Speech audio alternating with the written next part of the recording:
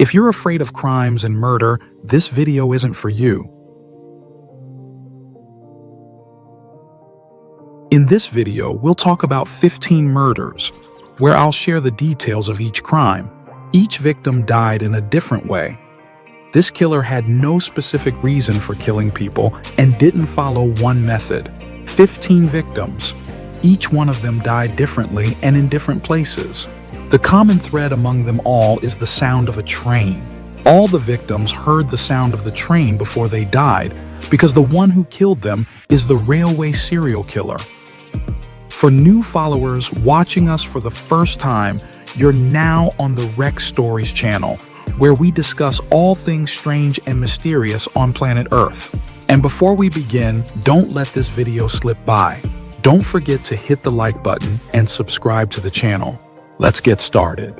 Today, we'll talk about the story of Angel Maturino, or as he's nicknamed, the Railway Killer, a killer that the United States placed on its list of the world's most dangerous criminals.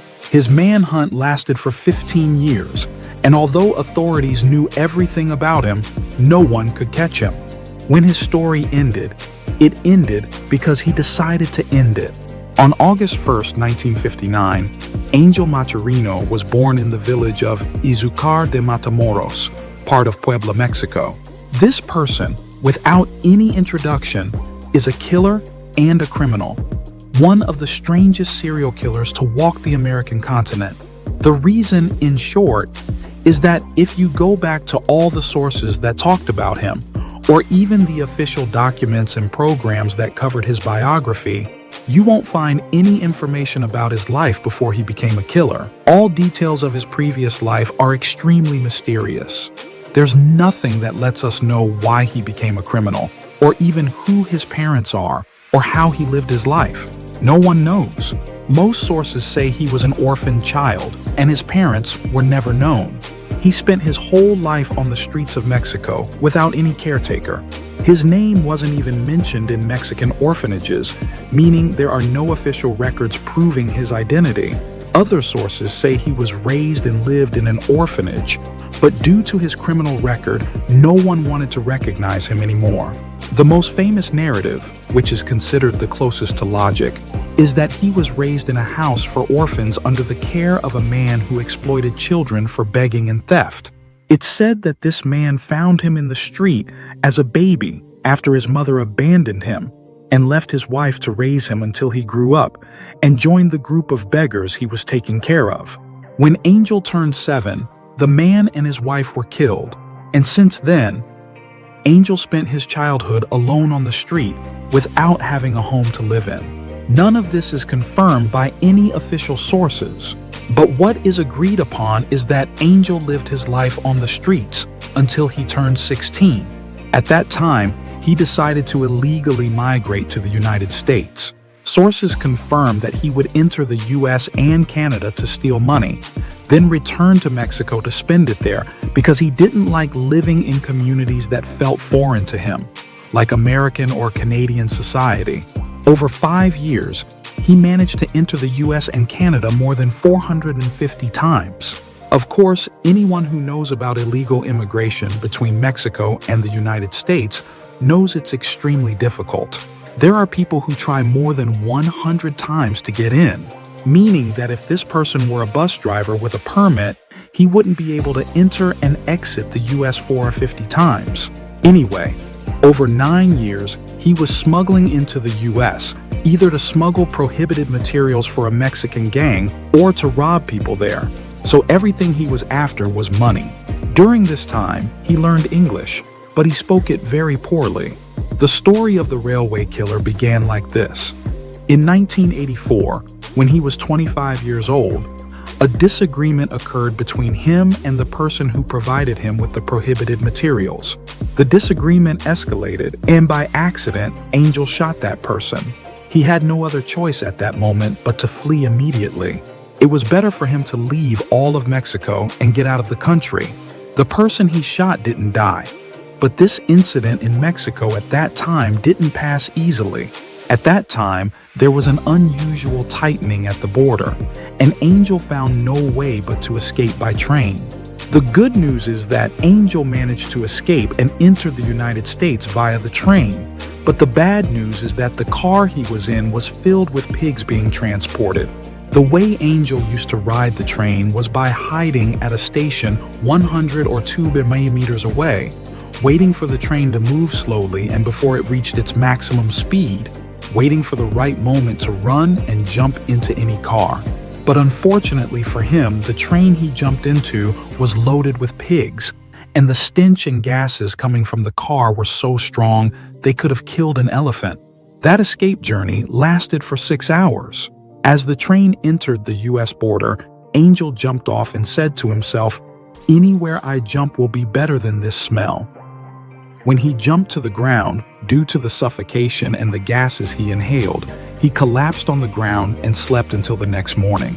With the first light of dawn, Angel started walking toward the nearest village, where he found food, drink, and clothes. By chance, he saw a young man and a girl sitting on the sidewalk, using prohibited substances. He joined them and had a great day. Angel promised the girl that he would go to a nearby place and return to spend a wonderful day with her. Without her boyfriend knowing, Angel headed to the main road and waited until a young man on a motorcycle passed by. He stopped him, stabbed him 3 times, then pulled him aside, took the motorcycle, and rode back to the girl. The girl hopped on with him, and they spent the day cruising around. During that day, the girl talked to Angel and told him that her boyfriend was into black magic and always hurt her. She also told him she was forced to stay with him because he was the only one who protected her. But she hated Mexicans and believed the US would be better off without them. Angel decided to take her to a beautiful but faraway place. So she got on the motorcycle with him, and they traveled for 3 hours until they reached a place near the border that Angel knew well. There, he pulled out a weapon he had hidden previously underground, along with some money and drugs. He suggested they go to an abandoned farm to spend some time together and use drugs. After a while, he proposed a game of shooting at empty bottles. After a bit, he told her the game would get more exciting and asked her to put a bottle on her head so he could try to shoot it. Unfortunately, Angel didn't hit the bottle, but he pointed the gun at her head and pulled the trigger, killing her from close range, with the distance between them being about a meter, proving he knew exactly what he was doing. After killing her, he left her body at the farm and rode his motorcycle back to the village. There, he looked for her boyfriend, and when he found him, he offered him some drugs and invited him to the woods to use them together. The girl's boyfriend immediately agreed without suspecting anything. In the woods, Angel shot him and killed him, then buried him there. When Angel was asked why he killed the girl, he said he killed her for 3 reasons. First, because she betrayed her boyfriend by going with him, and he hates betrayal. Second, because she hated Mexicans and spoke badly about them. The third reason was his fear that she might one day become president of the United States and carry out her threat to kill all immigrants. As for her boyfriend, he killed him for 2 reasons. The first being that he promised the girl after killing her that he would take revenge on her boyfriend, and the second was that he wanted to free him from the black magic that was affecting him. He said the best way to free him was to kill him, so that his soul would be liberated from this curse. After killing both, Angel returned to the drug dealers he knew and told them he wanted to work with them and didn't plan to go back to Mexico. 4 days later, the smell of the bodies began to spread throughout the village, and both bodies were discovered, leading to an investigation, but the police couldn't reach any conclusions. The interesting point is that after the discovery of the bodies, there was a fortune teller in the village who said the killer was the ghost of death, who came with the train and that he wouldn't stop and would continue to kill innocents in America for 15 years. It was as if her words were a prophecy that would later come true. In the end, Angel continued to work with a new gang, got married, and had children, but his wife knew nothing about his criminal life.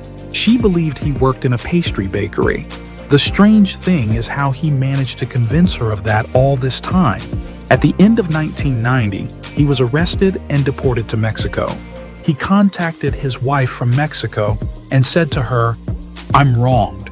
They accused me of trafficking in prohibited substances, drug use, and theft, and that's why they deported me," he added. "I'm coming back to the United States soon, so don't worry."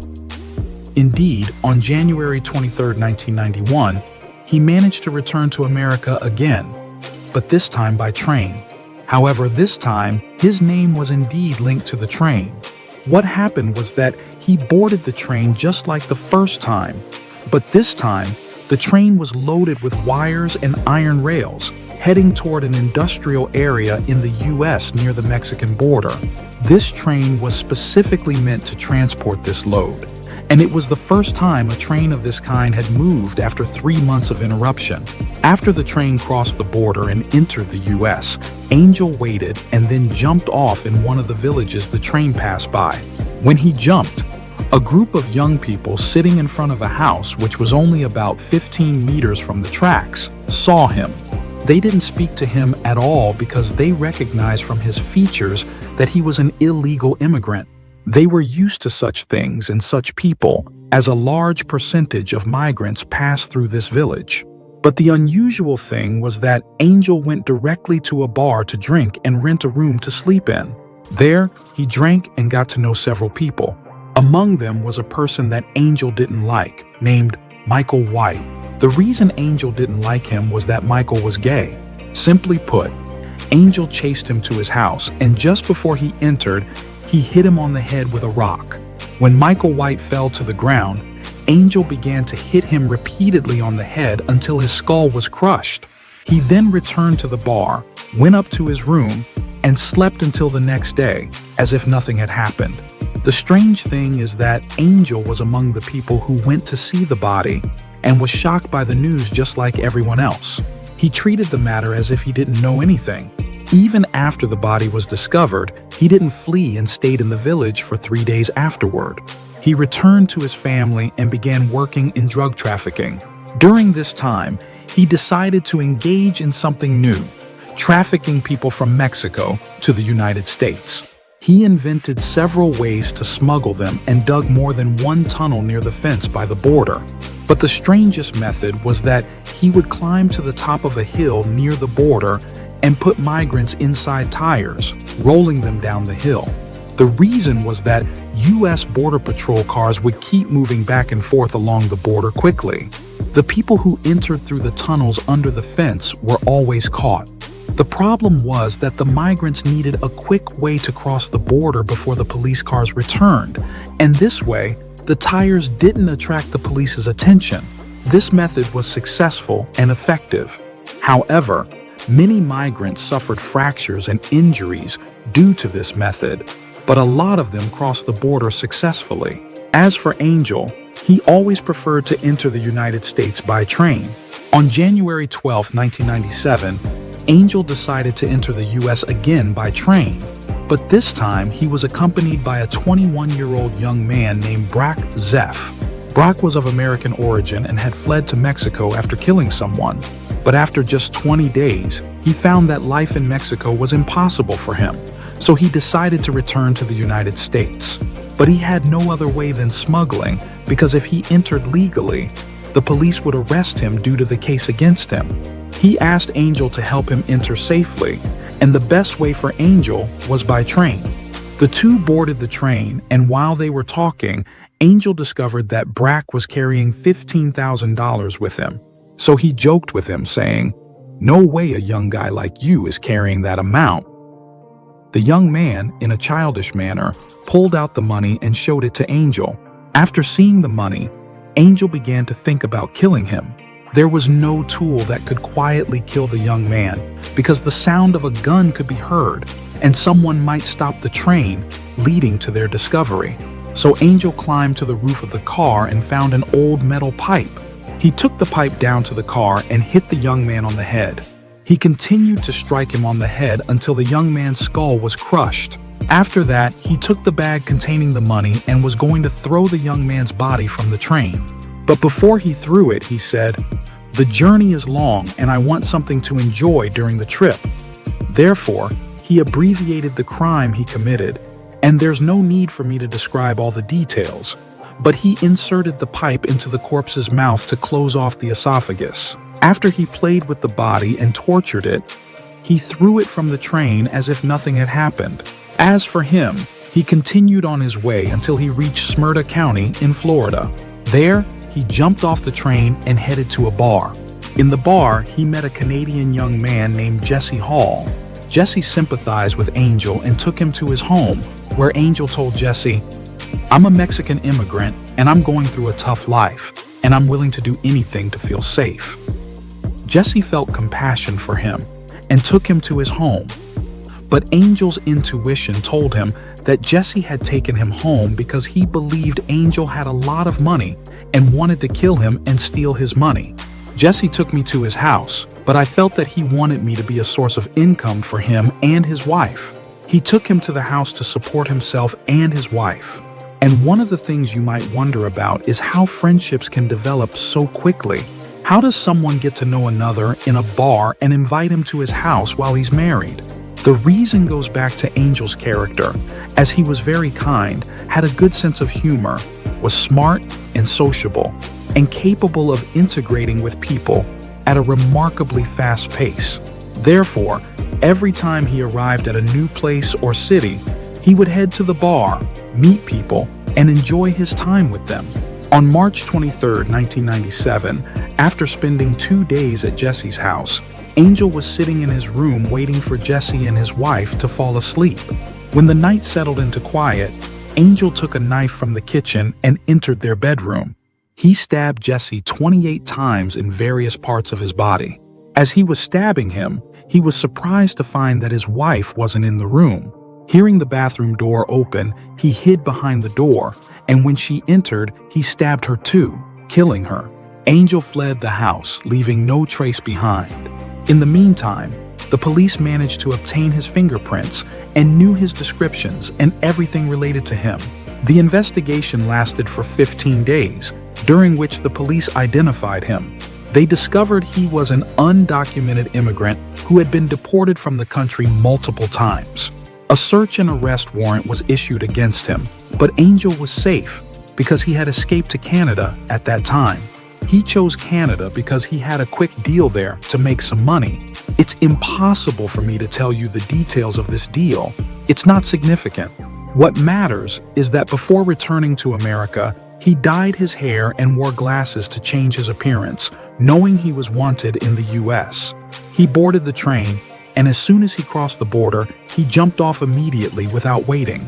Usually he would choose where to get off, but this time the situation didn't allow for any risks. When he jumped off the train, he found himself in front of a college-age guy and girl walking alongside the tracks.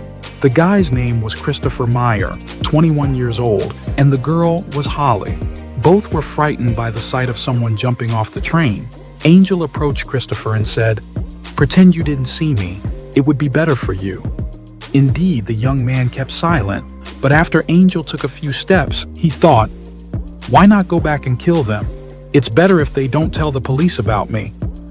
So he returned with a 20-kilogram rock and struck Christopher on the head, killing him instantly. Holly, however, fought back and ran away, but he couldn't catch her. A long struggle led to 2 broken ribs in her chest, but she managed to escape in the end.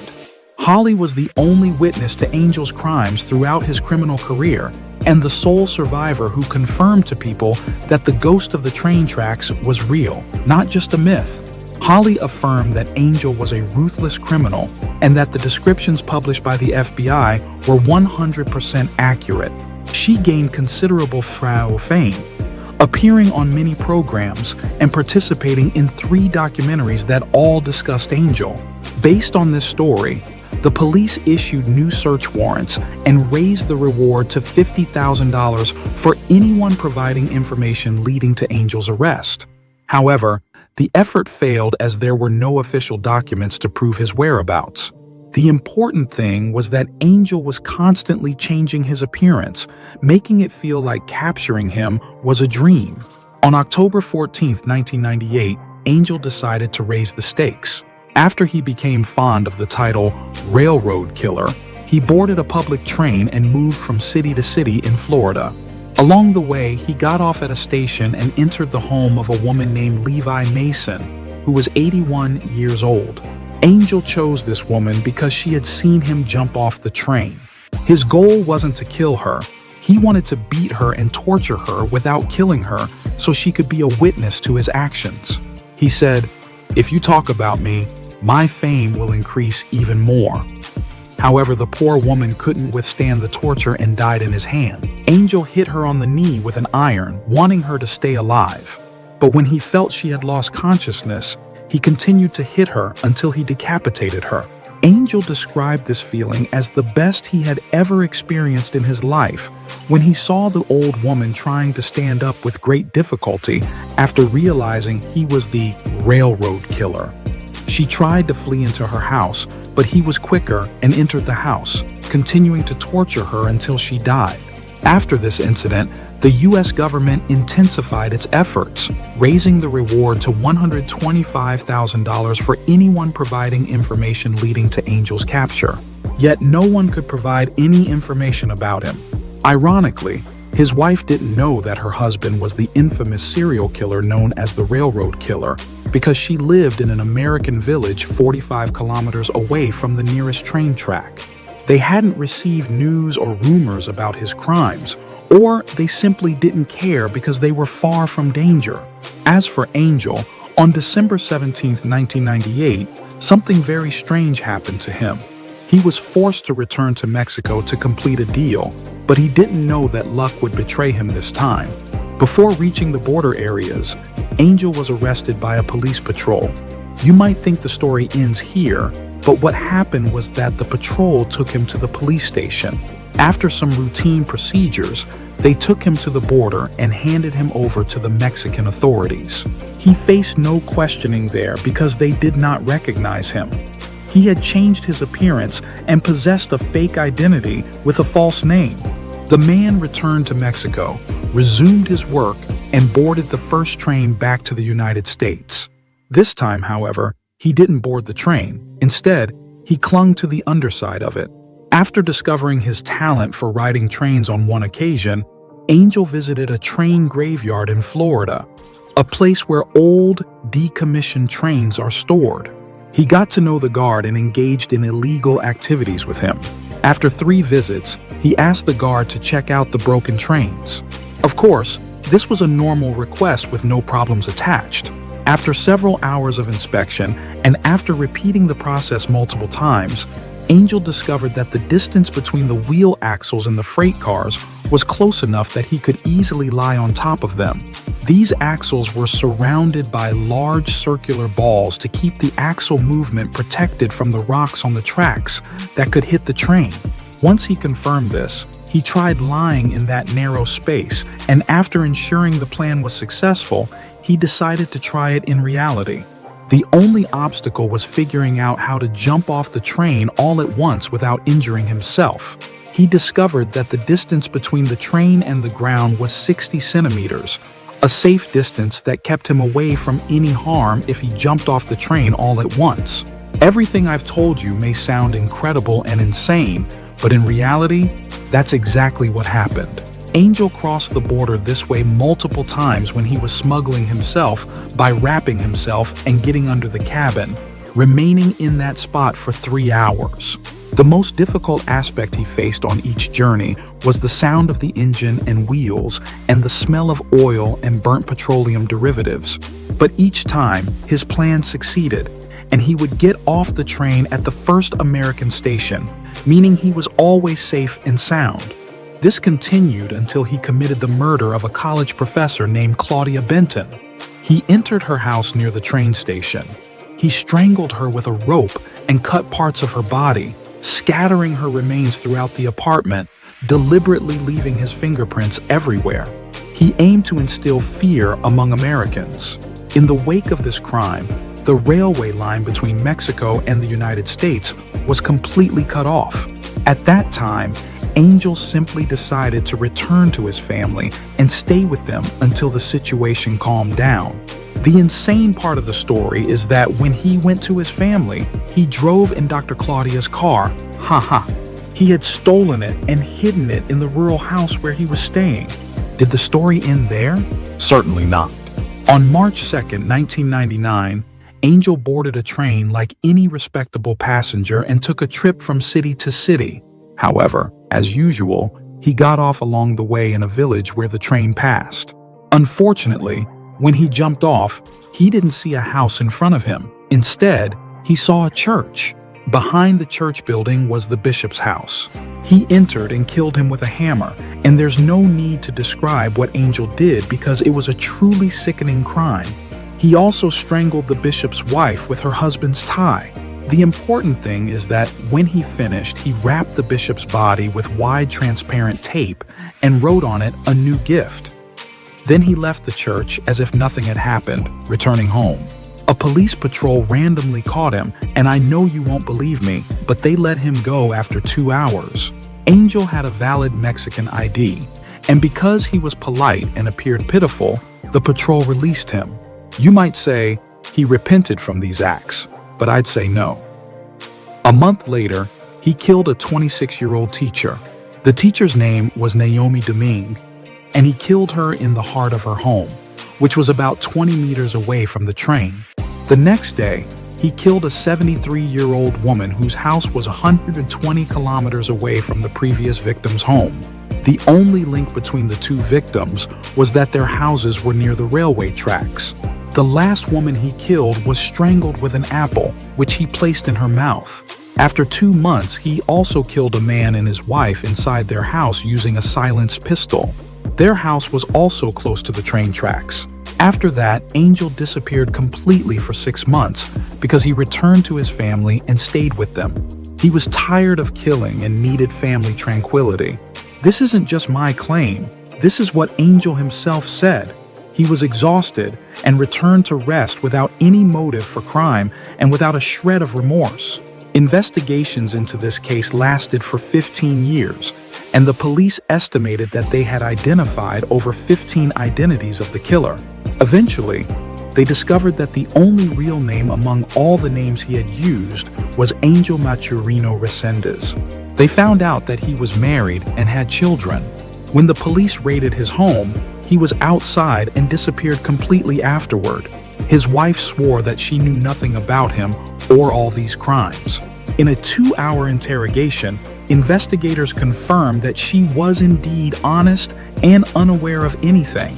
All she knew was that he had switched between several jobs, and the last job Angel held was that of a butcher. After completing their investigation with his wife, the detectives met Angel's sister, asking her to be an intermediary between them and her brother. However, she completely denied any connection with him. After 20 days of attempts, she finally agreed and told them that Angel was also willing to cooperate. Indeed, the agreement was that he would surrender himself, and in return, they would not execute him. Negotiations between them and him lasted for an entire month until he ultimately agreed to turn himself in on December 13, 1999. His main condition was that the official newspapers state that the railway killer had decided to end the game. Angel's trial lasted 5 years, involving many parties, and a society was formed consisting of the victims' families. Their slogan was, "Execute this killer." The association gained significant popularity and support from the American public, and due to this pressure, the judge decided on December 18, 2005, to sentence Angel to death. This ruling caused a massive uproar in the United States because it was unconstitutional. Regardless of how great the pressure was and how dangerous the killer was according to the law, the judge could not violate the terms of the deal made between the investigators and the criminal. However, the U.S. government had no choice but to yield to the people's demands and end the railway killer's story with this verdict. After the sentence was issued, Angel told the judge, "I will die, but I will return. In the next life, I will not ride the train. I will wander the streets of the United States and increase my tally more and more."